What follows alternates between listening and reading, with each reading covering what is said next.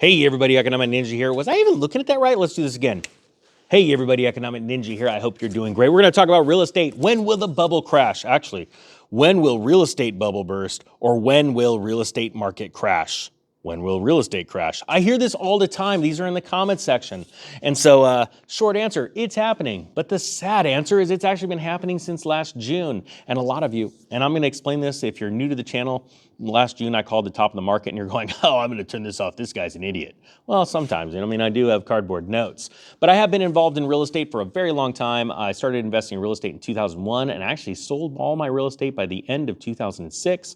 Was completely out, closed my real estate flip business. I had both flip homes and I had long-term residential properties, both single-family to multi-family properties. And I got out because I knew the market was collapsing because I was following great people like Michael Burry in real time back then. I actually knew, I didn't know him personally, but I knew who he was and I was following his work and I loved it. As people mocked him on Wall Street, I knew he was 100% right. As Ben Bernanke was telling the world that pretty much Aaron Burnett and all those people, or Maria Bartiromo, and they were asking the hard-cutting questions in 2005 and 2006 about the mortgage-backed security crisis. And he sort of mocked them, like, I don't believe you, or I don't share your thesis. The market's fine, and they're all wrong. Them, Wall Street, Goldman Sachs, all of them, they were wrong. I enjoyed all of that, right? Well, now we're in the exact same thing. So I called the top of the market in June. Now, the reason why I called the top of the market in June is because by last June, nobody could actually afford to sell their house and move out to another house. Why? Because inflation was starting to ramp up and housing prices were exploding. And they even, I know, I get it, they went even bigger, but we're going to explain that after June. But what happened is they couldn't sell their house and then move to the house down the street because a lot of expenses had gotten more expensive for them. So that's the top of a market, right? Now, I even talked about back in June that there's probably going to be a blow off top where you're going to see prices explode because what's happening is inventory is shrinking. You're going to see inventory shrink. And I talked about that. And I got a lot of hate from other real estate agents. Just so you know, I am a real estate agent. I'm a really bad one, to be honest with you. But I also own two brokerages. My brokerages, the one that I started was fabulously profitable. And just so you know, nobody around me working when I was a real estate agent knew that I even owned a brokerage because I worked somewhere else. Pretty interesting. But my point being is this, got a lot of hate from real estate agents. Why? Because they're eternal cheerleaders. They want to tell you everything that you want to hear. It's a buyer's market. It's a seller's market. Just depends on who they're talking to, you know? And I think it's very interesting because it's exactly happened as I told you guys. Inventory shrunk. Well, there's always crazy people. Just so you know, there's this thing called Beanie Babies for all you younger guys out there or gals. There's these amazingly stupid little stuffed animals, and they went for an insane amount of money. But what's crazy is you couldn't deny, and it's the exact same whether it be real estate or a Beanie Baby. I know there's going to be some, it's totally different. There's, you know, it's human emotion that drives either real estate up or Beanie Babies. In the end, that's it. There's sound fundamentals in real estate. I couldn't tell you the sound fundamentals for Beanie Baby other than a dog chew toy.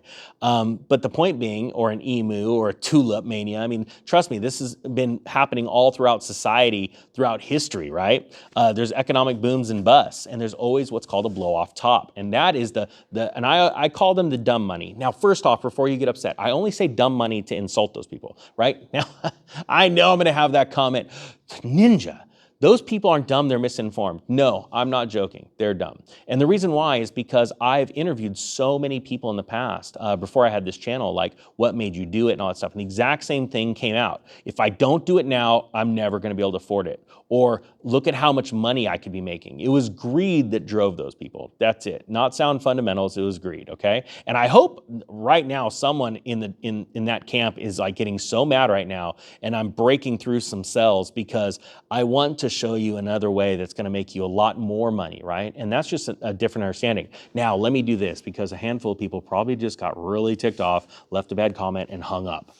I have lost everything I've had multiple times, all right? That is the truth. And I have been the biggest idiot in the world. And what I learned a long time ago from a man told me that a truly successful man will share his failures before he shares his accomplishments. So I've lost everything, and I've learned it the hard way. I've had to hustle and hustle, I'd lose, then I'd have to hustle again, get back to where I was, get bigger, lose again. The one thing I never did though, well, I did it once. I am an idiot. I lost everything in the stock market twice. I always told myself after that I would never make the same mistake twice again. And I stopped. Am I perfect? Absolutely not. Will I make mistakes again? Yes, I will. Will I make the same mistake again? No, I will not. I absolutely refuse to, right? So what I'm doing right now is trying to wake you up. Sorry I digress, but I think there's some people that need to hear that. So when it comes to real estate, we've seen the bubble bursting. In December, I did some videos about the mortgage rates as they were going to explode because the Federal Reserve is going to start tightening and start, raising their benchmark rate, which in turn was going to cause banks to raise the 10-year bond, right? People loaning out money for 10 years, they were going to want higher rates of interest. If the Federal Reserve, essentially free money and safe money was going to be higher rates, they want higher rates. Well, it got out of control. And what we saw in mortgage rates was in the last 6 months is unlike any time period that I've ever studied. We've never seen mortgage rates go so high, so fast on a percentage basis in that period of time.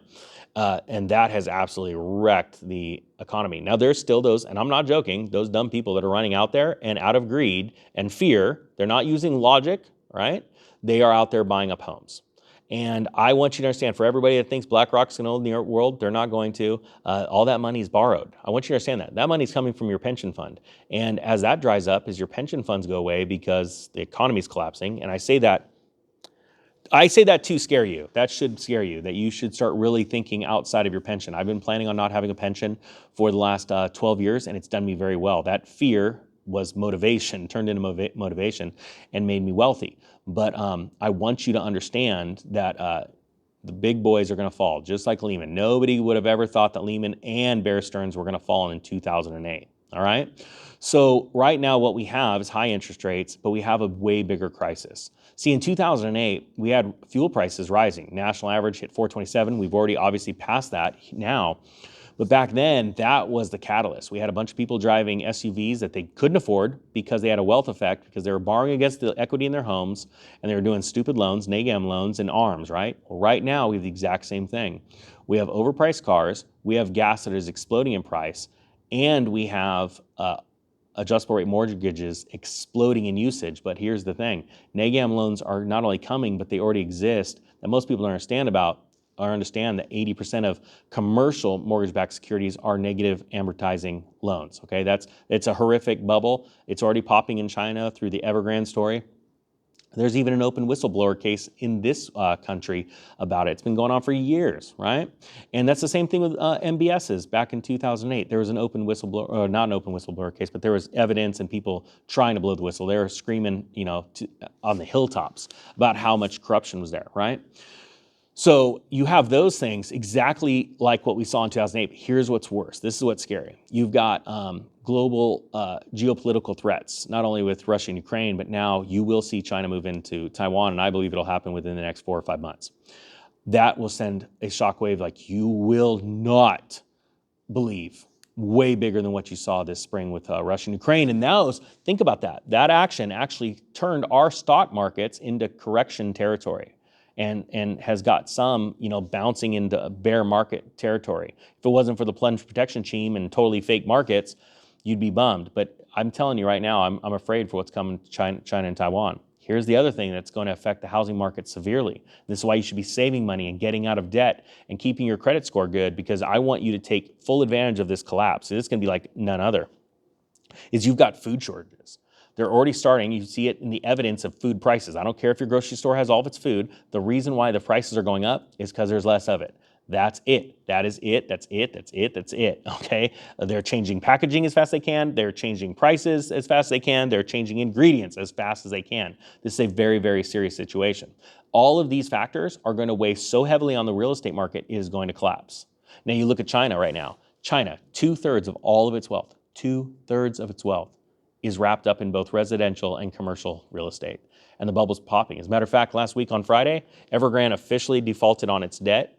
And that means as of the recording of this video, hundreds of billions of dollars in interest payments are not making it to America, into the hands of the banks and money makers. Market makers. So here's the thing. You might go, well, that's not much money compared to how much we spent. But Evergrande's not the only one. There's also multiple other companies that are about to default on theirs, right? In China, in other countries, they're defaulting right now. There's companies in America that you're finding out in the next 60 days that are going to be defaulting.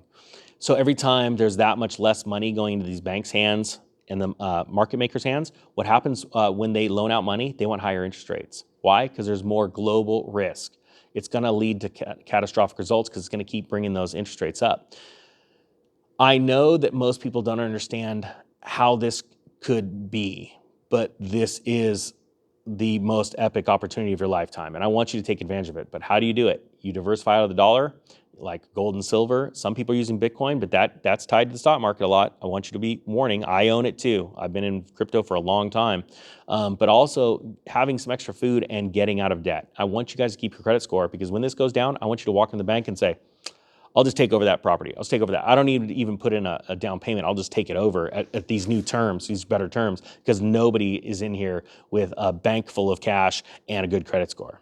All right, guys? Well, I hope you got something out of this. I really appreciate your time. And with that being said, the Economic Ninja is out.